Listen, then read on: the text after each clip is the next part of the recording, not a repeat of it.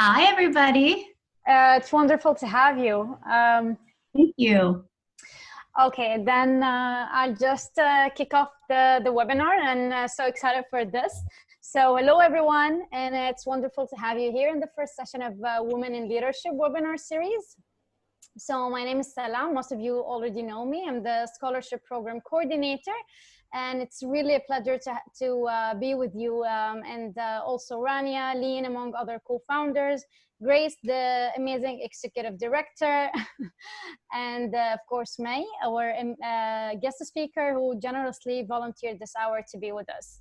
So just a brief on this webinar, and of course the series, the whole Women in Leadership. So finding jobs is really hard, but finding jobs that fulfill one's potential is even harder. And with today's innovation, we need to ensure that female leaders in the workforce are ready to rebuild Syria with optimism and lead with resilience. So this program is really curated just for you. Please don't hesitate to share your thoughts and interact during the session, and also afterwards via email. Today's topic is software innovation, and May is going to lead us through that by answering a few questions of your concern. And without any further delay, I would like to hand it over to Rania and then Lean to introduce themselves. And then, of course, to May for an introduction. But before we start, I'd like to have all our scholars introduce their names and their field of studies and where they graduated from. Feel free to put your videos on when you speak, but of course, no pressure. And please be notified that we're recording this session, so you all have access to it later. So now I'll just hand it to Zaina, because she's the first one I look at, and then it will go to Rania with the sequence I mentioned. So hello everyone, so nice to see everyone, although it's on the screen, but it's great. So I'm in my fourth year in psychology with a research specialist concentration, and I'm studying in Waterloo, Ontario, Canada. Wonderful, Zaina. Let's go to all the scholars on the call actually to start. So why don't you guys just take turns, ideally just popping in when you see someone else finish introducing themselves. Okay, and if you find it confusing, just nominate the person who goes next. So Zaina, please nominate someone. So I see Maria next to the... Okay. Hi everyone, it's nice to see you all. My name is Maria, and I just finished my Master in International Public Policy. Last December, my graduation was like this, June, but it didn't work with the COVID-19. So nice to see you. Maria, do you want to nominate someone to go next quickly? Sorry. Also, I nominate Lubna. Nice to see you, Lubna. Nice to see you all. Hi. So I'm Lubna. I did my master's in computer science in Wilfrid Laurier, Waterloo, and now I'm in Germany working here. And now go Aphrodite. Hi all, my name is Aphrodite. I just complete my Master in Education at Wilfrid Laurier University, Ontario, Canada. And I will give it to Manar. What are you planning to do with the Masters? Any idea yet what you want to do? Now I'm working as administrative in the university, which will open like windows to other opportunities now. But like my focus was on like the effect of war trauma on education. So just like resettle now. Amazing. Find my way. Hello, I'm Manar. I'm doing now my fourth year in physics, and right now I'm working on research in computing. Yeah, that's all. I'll nominate Mira. Hi everyone. So I'm graduating this year with business degree, specialty in sustainable business. I'm also doing a minor in psychology. Also goes to Wilfrid Laurier in Waterloo. I will nominate Susie. Hello everyone, my name is Susie, and I'm doing my master's degree in the UK in clinical nutrition, and I will graduate this year as well. Who are you going to nominate, Susie? Jusoor. Hello, everyone. My name is Usman Zain. I finished my master degree last year in Master of Applied Computing, Machine Learning. Actually, I'm looking for a job this time, but it's like a little bit hard, especially because the school is off. So I have to stay with my son. So hopefully, like things will get better soon. Well, So, you're in the right place. So I will nominate May. Sure. Hi, I'm May. I graduated in 2018. I've done my master's in environmental studies at York University, Toronto. I'm started a second master's in humanities, which is now on hold. I've worked as a research associate, my last position with York also, but I'm also now looking for work. What would you like to do ideally, May? I mean, I'm getting into settlement research here in Canada, and I would like to do more settlement research around different topics. That's been my research interest, and I guess something around that would be nice. Also, a transition towards environmental organizations would also be perfect. Yeah. Great. Who are you going to ask to introduce themselves next? I guess who's left? Hayat. Hayat. Hello, everyone. I'm new to this. I'm still studying my pharmacy degree in Lebanon. Third year. Great to have you here, Hayat. Thank you. Anybody left who hasn't introduced themselves yet from the scholars? I haven't introduced myself yet. All right. Yeah. Hi, my name is Lynn Karamani. I studied radio, television, and film studies in Lebanon, and I'm currently in Germany. I just finished learning the language, and I'm sort of on the look for a job now. Incredible. Very impressive. Well, your English is amazing, so I can imagine your German must be pretty good too. Yeah. Anyone else who hasn't introduced themselves yet? Nada, I guess. Yes. Hi, everyone. My name is Nada Aoude. I finished my master's degree in museum studies. I graduated in 2018. I didn't go into like a full-time job. I started doing like freelancing and being an independent curator and visual artist and educator. I was lucky to curate the exhibits at the Museum of Palestinian People, and I'm hoping that we can build a Syrian museum soon. So. Wonderful. I think Mariana joined as well. Mariana, if you'd like to introduce yourself. Yes, sure. Can you? Hi, it's Mariana.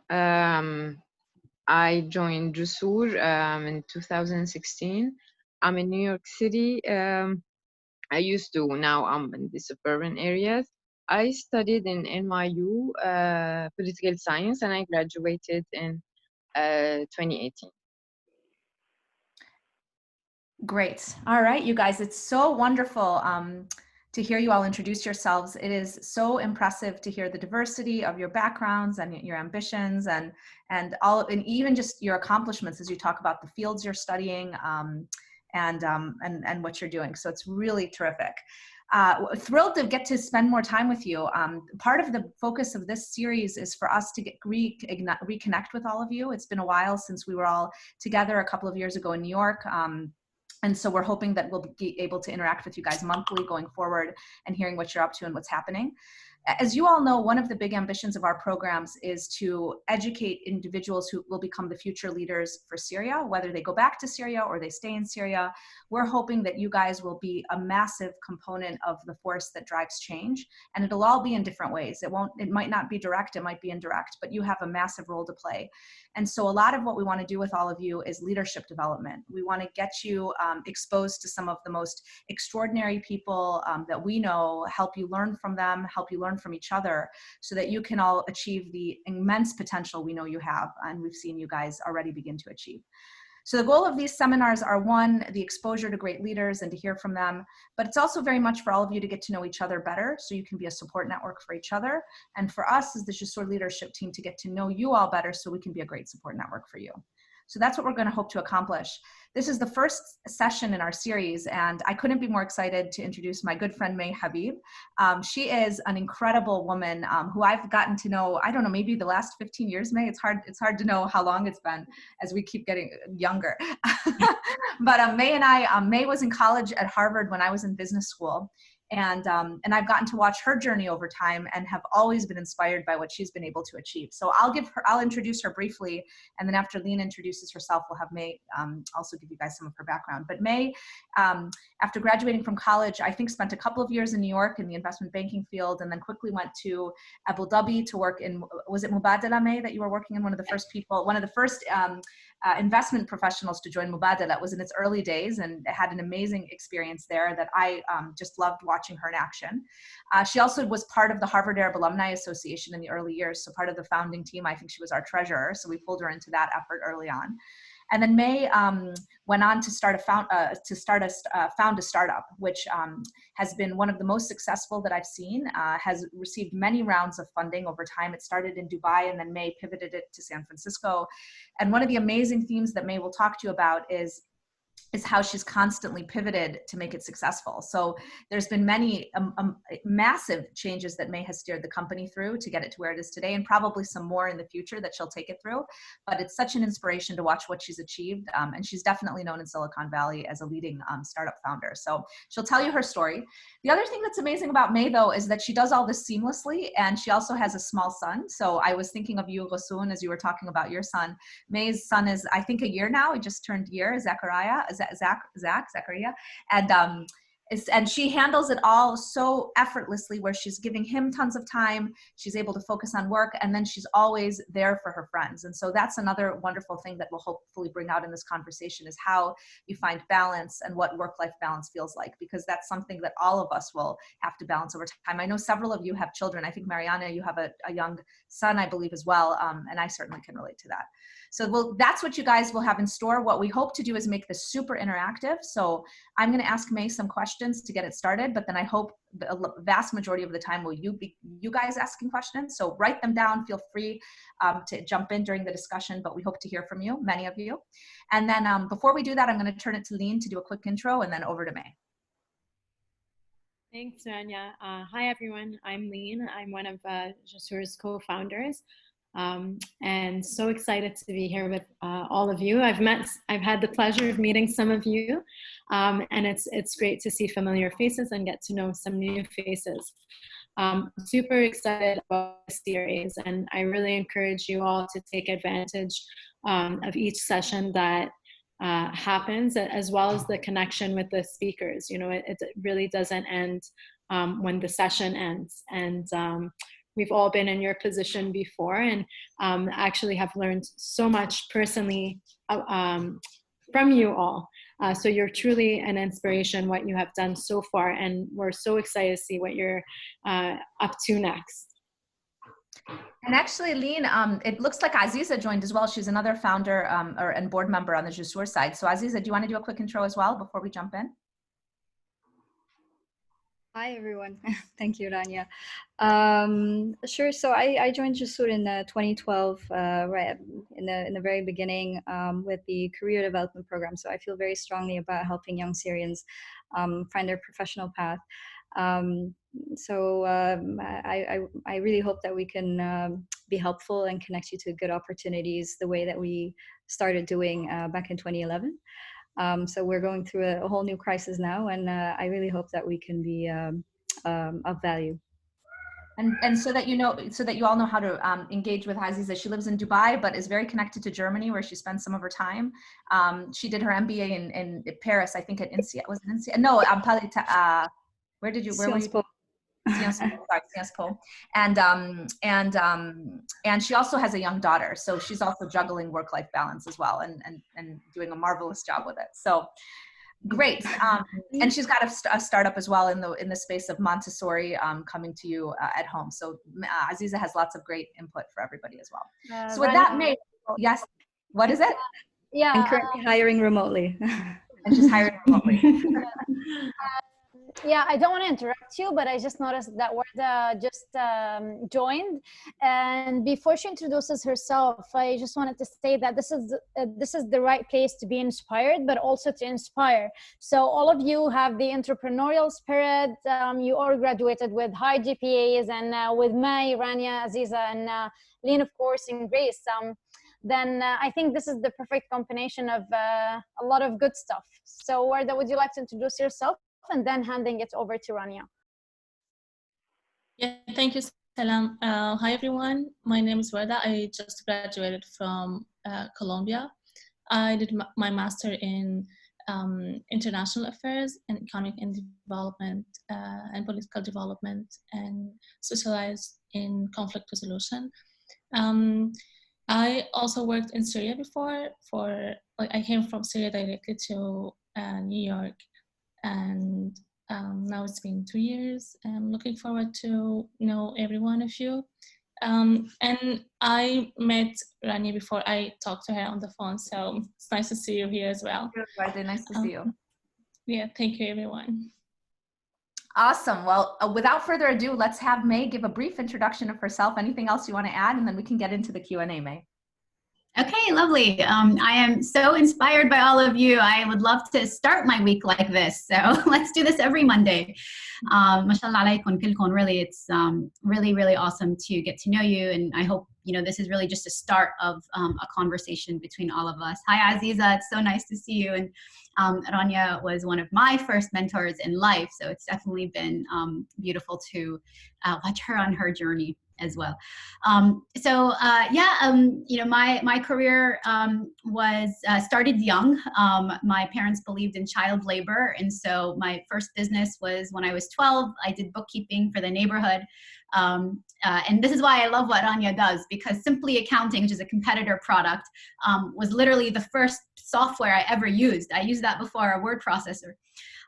And then went and studied economics as an undergrad. I did a joint degree. Lots of you have done joint degrees.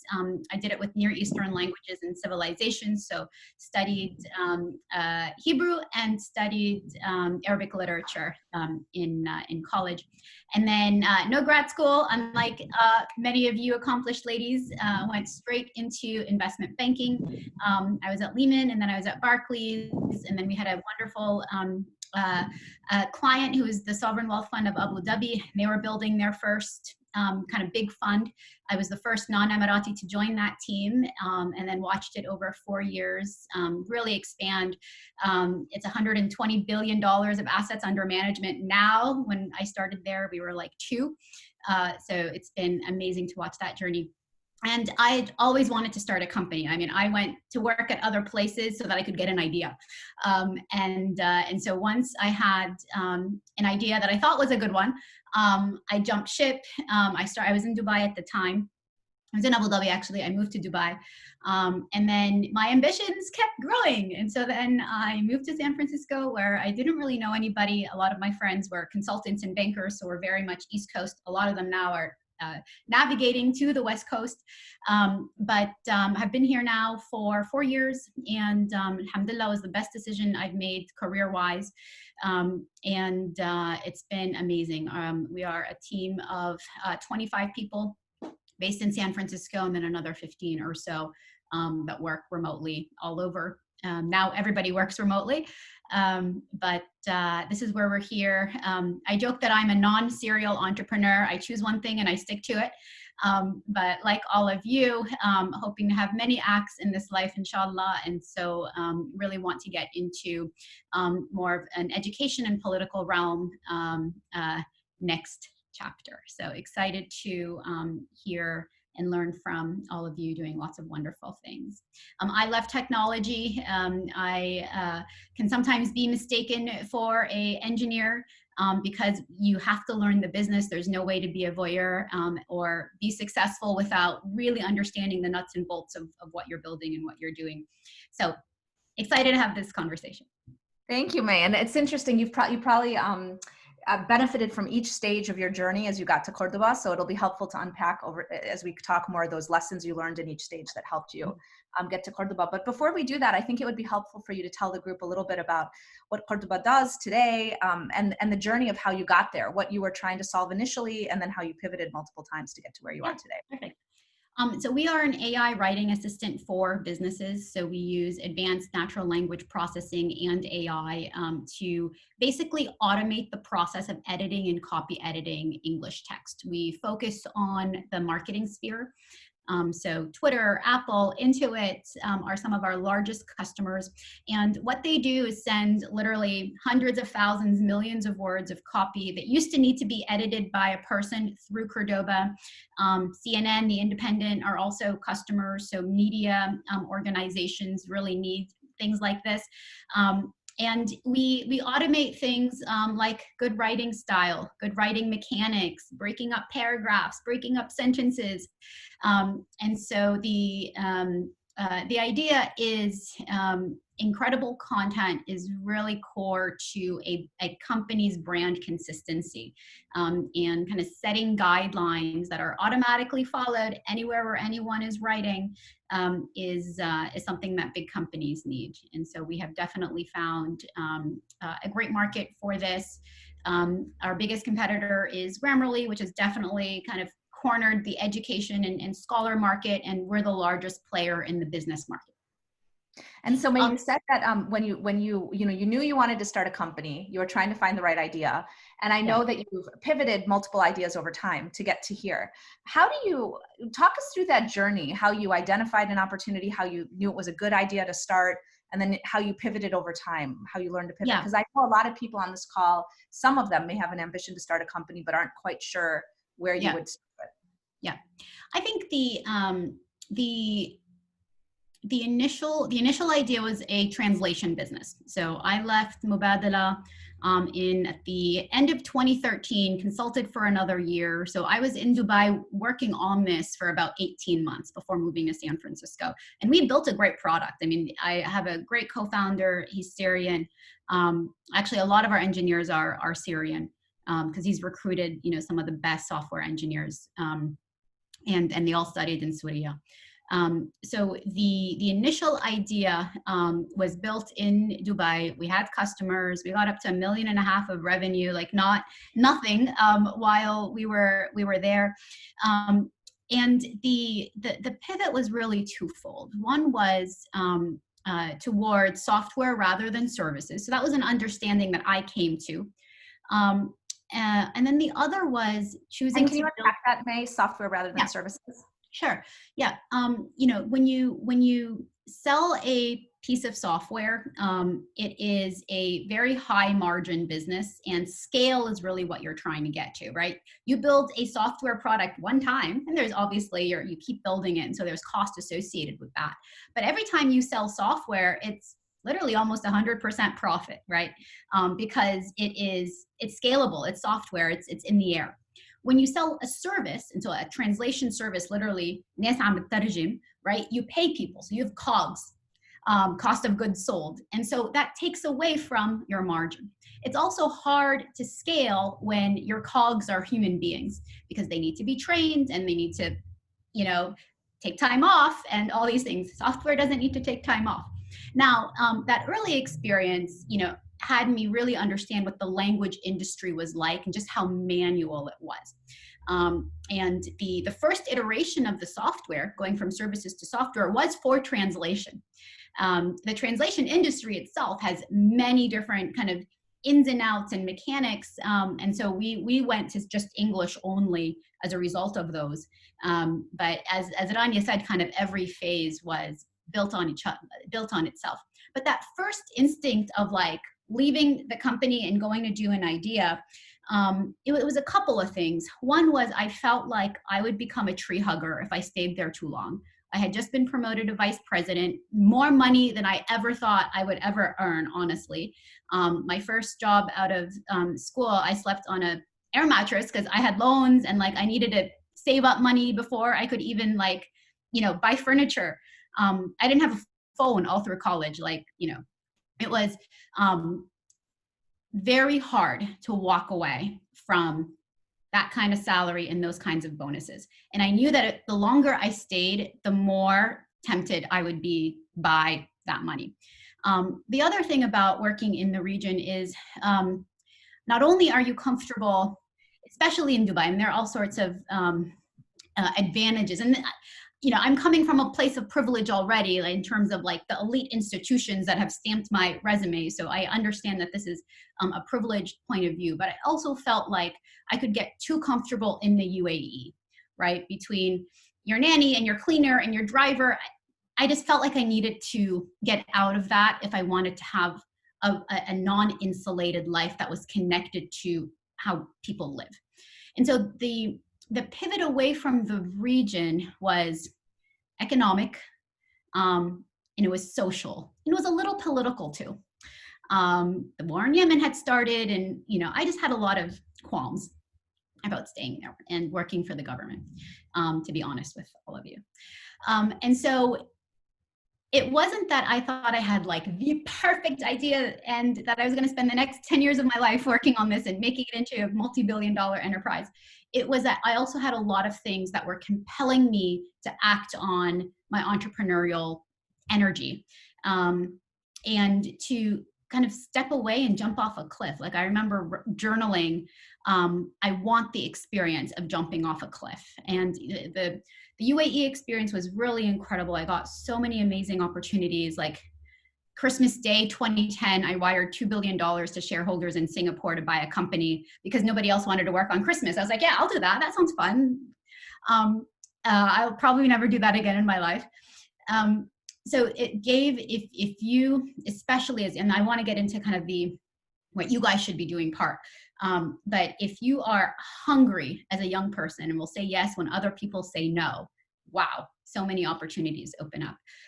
And I just felt like all these things and all these challenges waited for me, but I needed to make this jump into the unknown. And so it was a really interesting kind of point in my life, conscious that I was doing something that I wouldn't know how to do.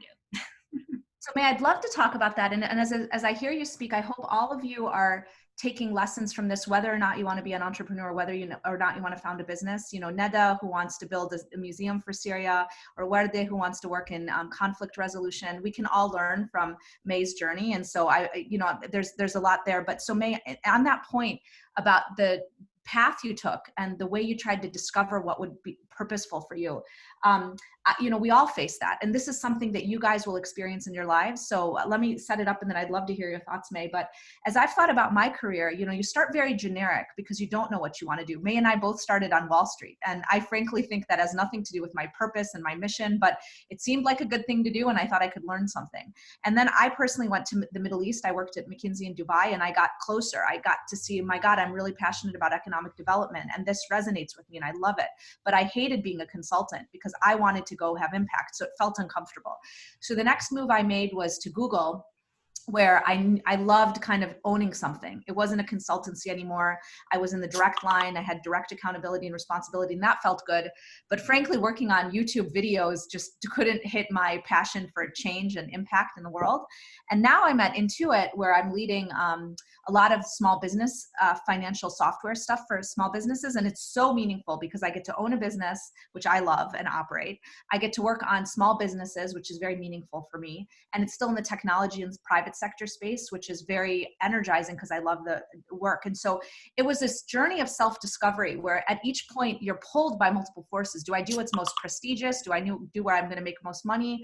Or do I find a way to have meaning in my life with some elements of those other things? And so it's been amazing personally to keep thinking about that, but you'll all have to discover that as well. So May, any advice from you to them as they go through their careers to try to find where they get meaning and personal satisfaction? Yeah, it's a good question. I'm the oldest of 8, and so I have had the experience of trying my best to gently mentor younger people through career shifts and changes and just kind of starting out. And my biggest piece of advice for my siblings and to you is to really think about who employs you as just the next institution. And it is the most important decision that you make. And I'll talk about the entrepreneurial stuff and when you work for yourself separate, but think about who you work for as who you are hiring to train you. Because the norms that you get used to, the leadership styles you see, just the social unspoken mores, right? Get into your DNA and you take that with you. And there are things I've had to unlearn back from banking days, from my first job. There are things I've had to unlearn about leadership from watching my father, right? As a 12-year-old. And it becomes so subconscious. The way that you respond to challenging situations. And so choose so carefully and so consciously the person who's going to be your boss, that person's boss, because shit rolls downhill, and what the company's mission and ethos and values are. It's just so important to shaping who you become in the workplace and the kind of leader you have. And leadership styles, and I've been humbled many times. Leadership and brilliance comes in many different forms. And just because somebody doesn't make decisions like you or operate like you or talk like you or sound like you doesn't mean that they don't have a ton to offer, maybe more than you. And so being able to really recognize how to have impact, the self-awareness of how you have impact and how you can make an influence and be influential, and the strengths you can bring to a team, the way that you can see other people's strengths being brought out into a team. These are so much more important than the name of the company that's on your resume. You guys are already credentialed, right? Alhamdulillah, like you already have the kinds of institutions that make people turn twice. Think about the places where you work as just as important as the university you apply to. You are hiring them to train you. They're not hiring you. Now I know it's hard when a lot of you are in the workplace, but we can figure out that piece.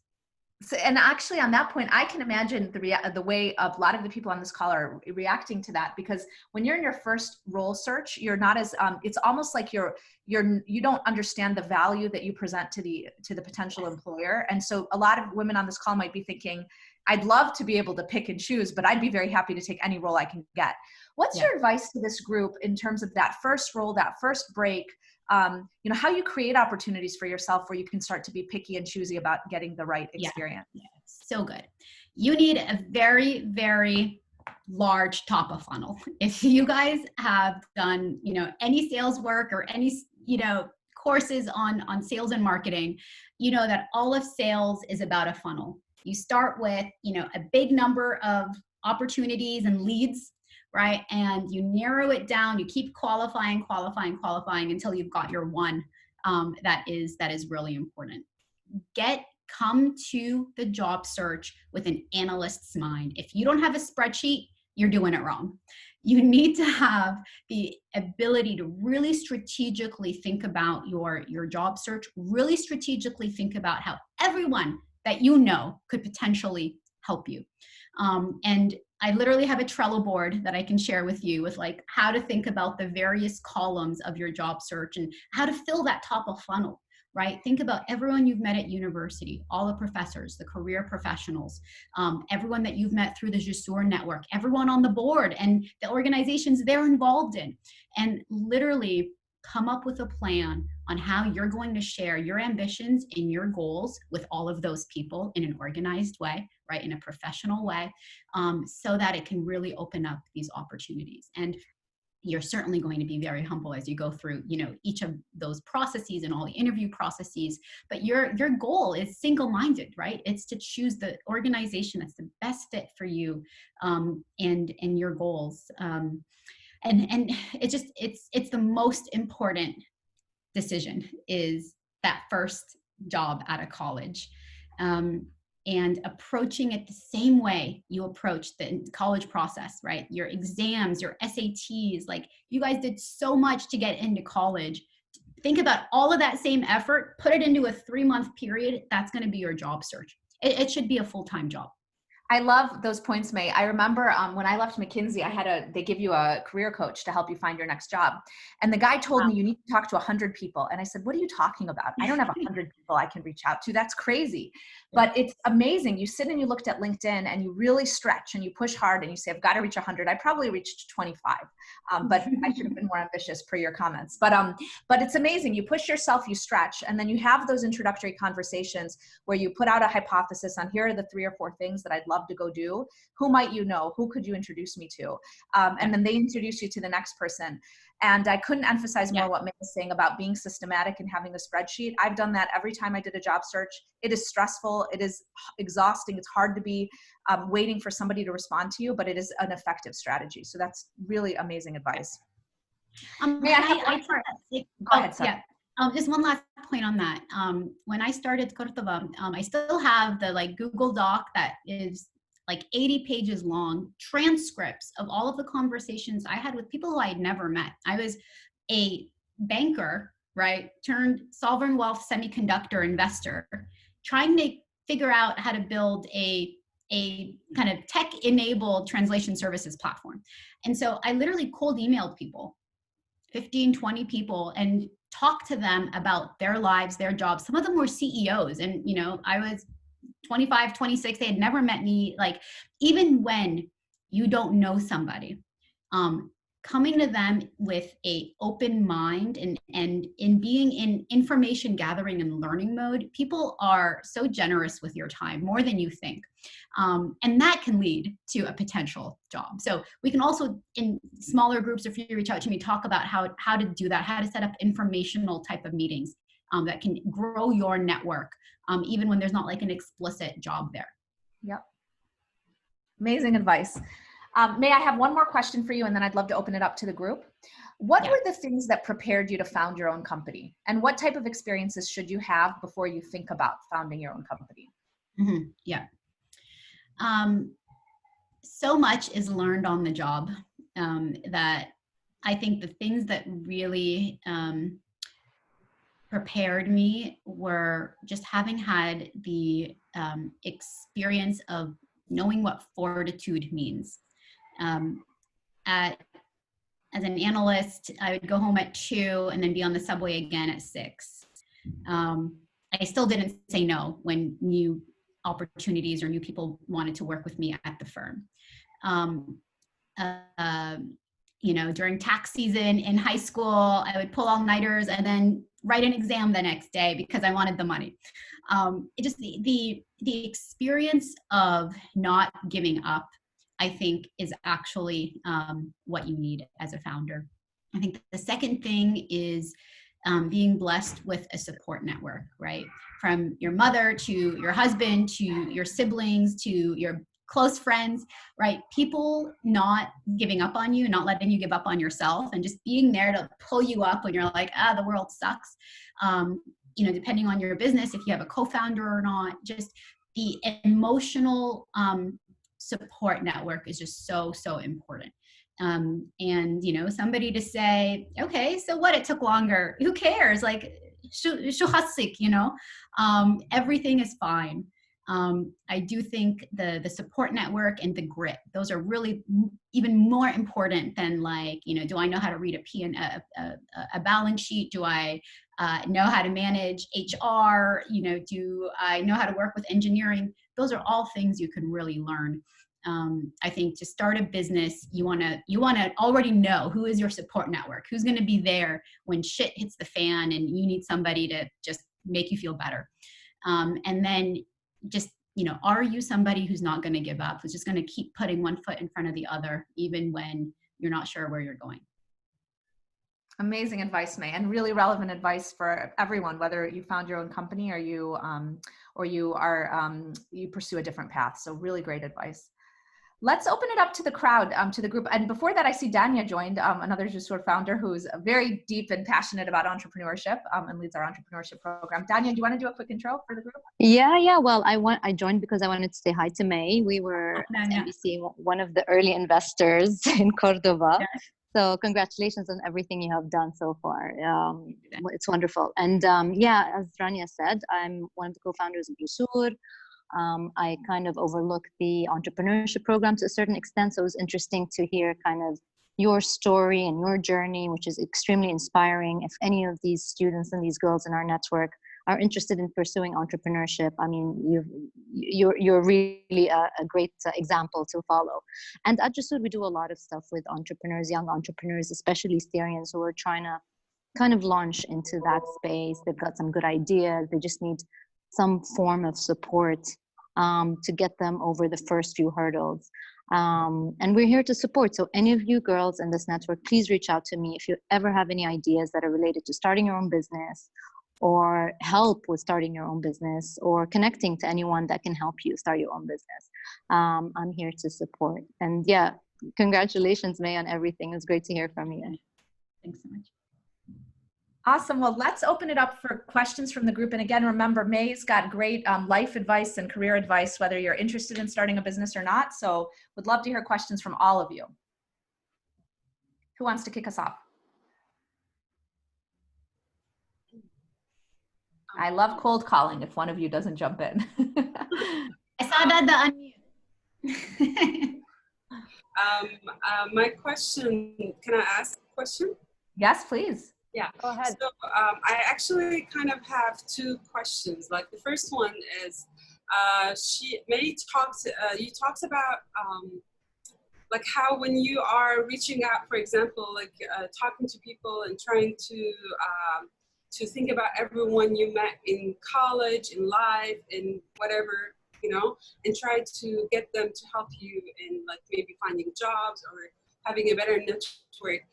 Sometimes I feel like some of the people who are not really like interested in helping or even introducing, some people like think that the network that they built, it's their own network, and if they want to give you some links to this network, that means you have to give something back, you know? So I was wondering how to reach out to the right people.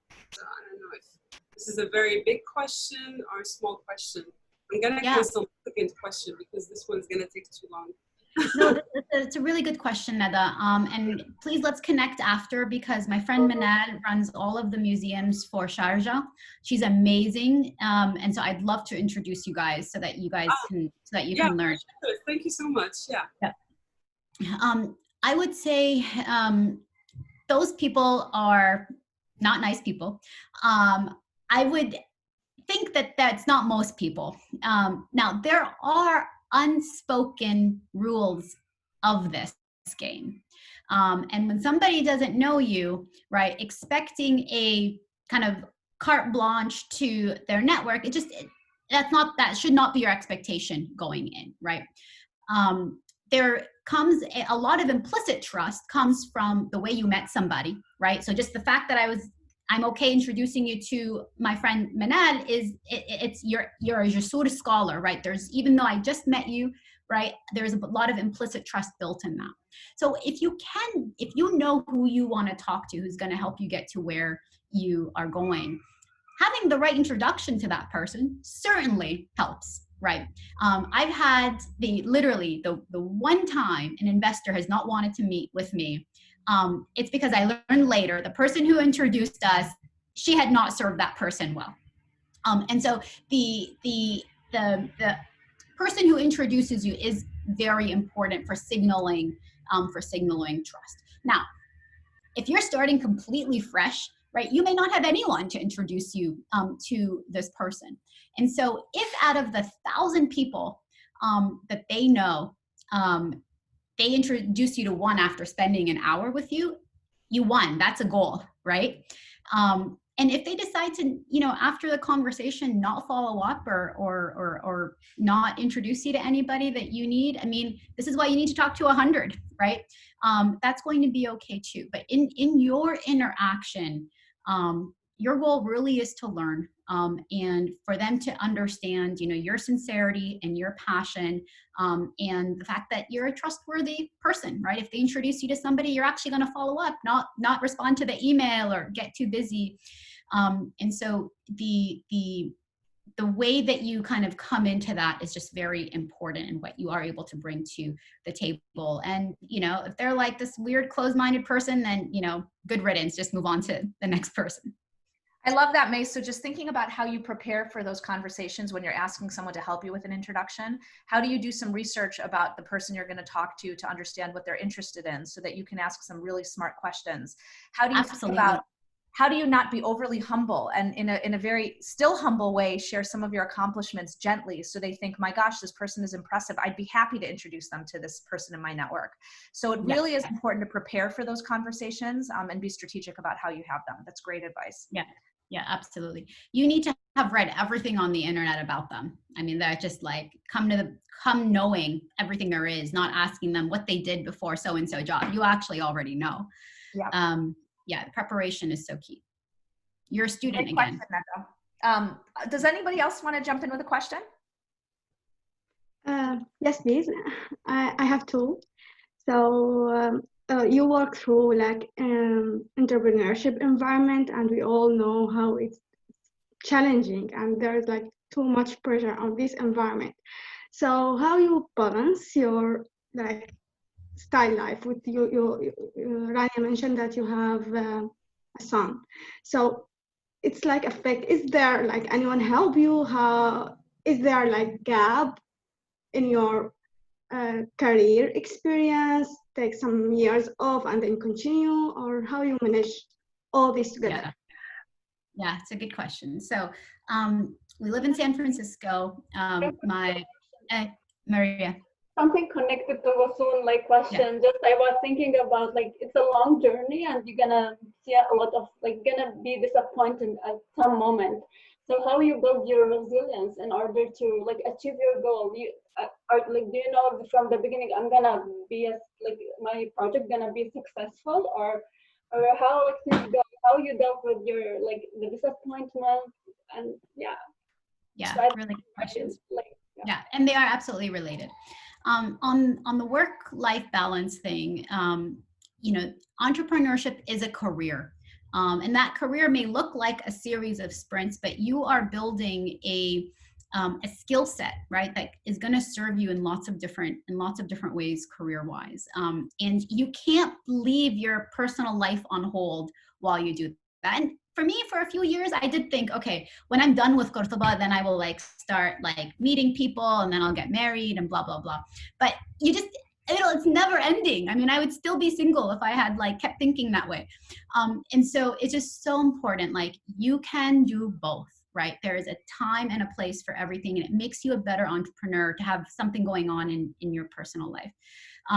The time management is just absolutely key. Choosing the right partner is just absolutely key. So we are perfectly equal, alhamdulillah. I mean, it's not within a single day, not particularly equal. So Friday is my day, and so I get to work for as long as I want, and he takes care of food and he takes care of Zach.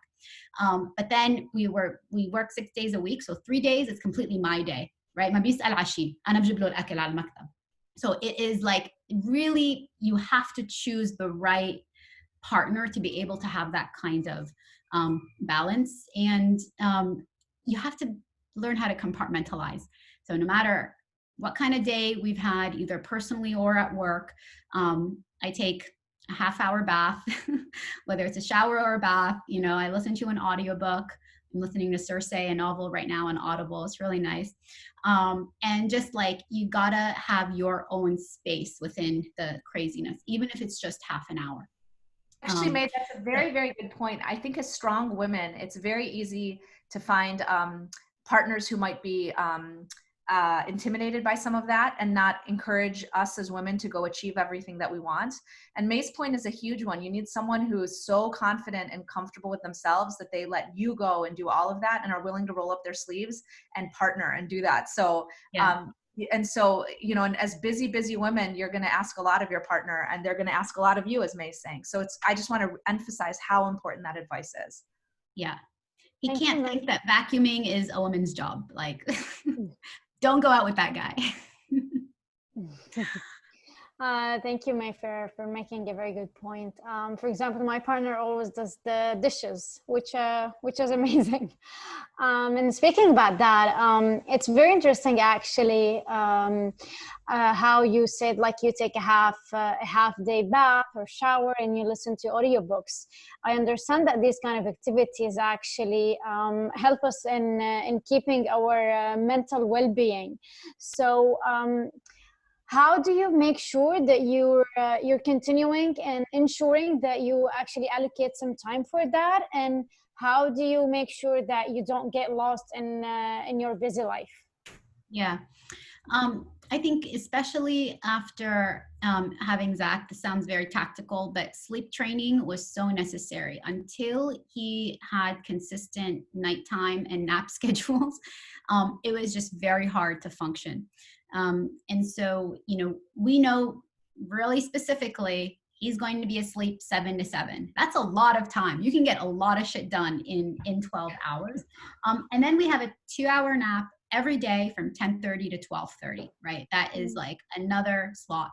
And every child is so different, I know. And alhamdulillah, there's, no other issues. And it's a privileged thing to be able to say. Now, when I was going to the office and Hussein was traveling, so my husband's on the road half the time, literally half the time. We had a nanny. And, in the West, you pay them $30 an hour. So they do not live with you. And so, yeah, that was definitely hard. And so I would take him to the office with me on days where I needed to work a little longer. She would bring him. Now we moved, and so I'm not as close to the office as we used to be, and now we're home. So we actually have no childcare right now. So, does he watch Curious George more than a 1-year-old should watch Curious George? Yeah. But do we try to make up for it in other ways? Yes. Yeah. And so it's, finding time for myself is, I prioritize it. Yeah, thank you very much. Yeah, that's actually what I needed to listen to hear. Thank you very much for pointing out very important and valid points. I know it's very interesting, and actually, May, it's really interesting to hear you and exciting, and also your gestures. It's making it also even more interesting. And just to make sure that time doesn't steal us, I just wanted to highlight that we're 3 minutes before 7, and I hate to keep you for longer. So if anyone has any other questions, otherwise I leave it to Rania. I have one question. For questions, maybe Grace, you can ask one, and then we should close and talk about next steps. Yeah, this was sent to me by Mariana, who unfortunately can't use the microphone, so this is on behalf of her. How do you have the confidence to manage technical software development teams, not being a software person yourself? So like choosing a husband, choosing a co-founder is going to be the most important decision that you make, who you're going to do this with. And, my first child was the company, absolutely. My co-founder is pretty brilliant. We're very different people. But he was never comfortable with me saying something for marketing or sales that I didn't actually understand. So, and he's Syrian, so he's very direct, right? Like, what you just said sounded fucking dumb. Let me teach you something. And so you need somebody who is, again, just like at home, not intimidated by you, and, can be very direct, and is open to sharing, not territorial. And so it was really that allowed me to really learn the technical side of the business really deeply. I would say, though, that question is applicable even more broadly. You will in your careers be exposed to so many different disciplines and industries that you don't know as an expert. And it's very easy to say, I'm not an expert in that area, so I'm not going to engage, and I can only narrowly follow a certain path or participate in a certain path. And I highly encourage you guys to get comfortable thinking about what you know about a space, even if you don't know it well. You will understand more just by asking questions, by drawing parallels between other things you've seen in your experience, just by using your problem solving skills. And so I personally have jumped from industry to industry and function to function just because, you know, you can ask those questions and get comfortable. So it's a life skill, and that will be very important as you go through your careers. Thank Yeah, you. school is not done. You guys just started. Like, college is about learning how to learn, and then you just keep going. Thank you, May. I see Zaina is very eager to ask her question. So if you don't mind, then we're going to take it. But if you do, then I totally understand. No, okay, let's have Zaina ask the question, and then what we'll do is we'll have you guys, if you want to submit follow-up questions, maybe we can do a quick way to get answers to those. But let's have Zaina do the last question. I can email it to you. Go ahead, Zaina. You would rather. I'm good. I'm good. Okay. So you mentioned something about being like having a single-minded goal, and Rania also said she asked you a question about being general at first. So being an undergrad who has lived most of my life in Syria, we don't have those opportunities to think where we fit better. So I'm kind of, I don't want to be confused with like all the options. So if you have any like advice on how to be narrowed, but not so narrowed that you're missing opportunities, but not so broad that you're so confused with or overwhelmed. What are you studying, Zaina? Psychology. Okay, and what is your goal? What are you interested in? So I have a research specialist concentration, and my research is more toward neuroscience than psychology. Yeah. Yeah, but I like, and I'm learning more about what is it called? Computer language, I think. It's not programming, but it's just like R and the basics of data science. Yeah. Cool. I think a concept I really like is being T-shaped, right? So within your field, having the confidence, to Ranya's point, right, and the ability to read the 5 books that you need to learn to be able to get deeper into anything that you want, right? Kind of that's the base of the T. And then, you know, career-wise, really choosing where you're going to be very narrow. Now, that thing could be general, right? Like, I have heard so many Intuit as a customer, and I haven't shared this with Rania yet, but one of our champions who uses our product, I told her that I was coming to do this thing with my friend Rania, who actually works at Intuit, and she was like, oh my gosh, Rania Sukkar, my boss says whenever she's got anything hard, she thinks, what would Rania Sukkar do? So Rania's T, right, is just being a really, really badass general manager, right? Like, she's good at operating. And so you want to figure out, like, where do you want, and that it might change over time, and you're going to be here for most of the next few years. That's why choosing who trains you, right, is so important, because that's going to determine, you know, how deep you can get when you start deep, and, you know, what is going to pique your interest, where you're going to be able to have a really big career impact.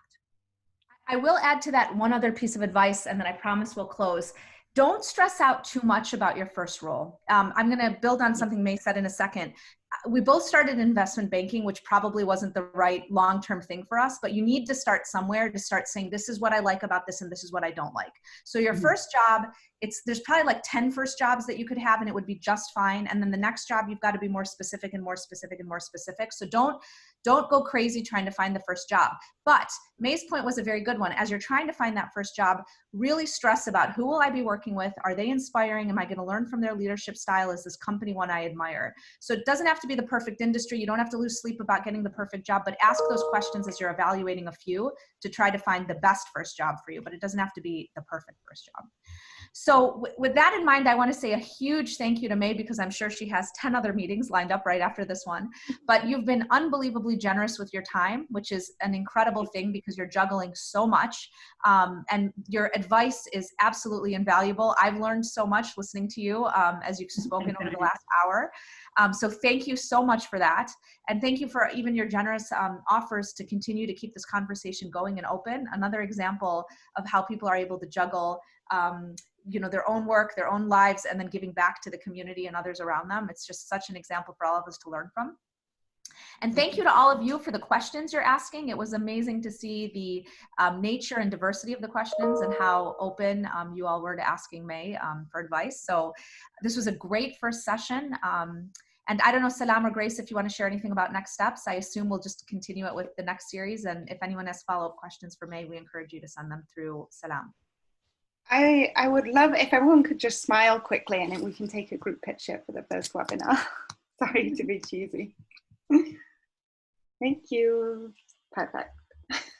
Thank you guys. And thank you especially to May for the inspiration and getting us all going. This is just so valuable. My email is in the chat, so email me if you guys want to keep going. Nada, for sure. Yeah.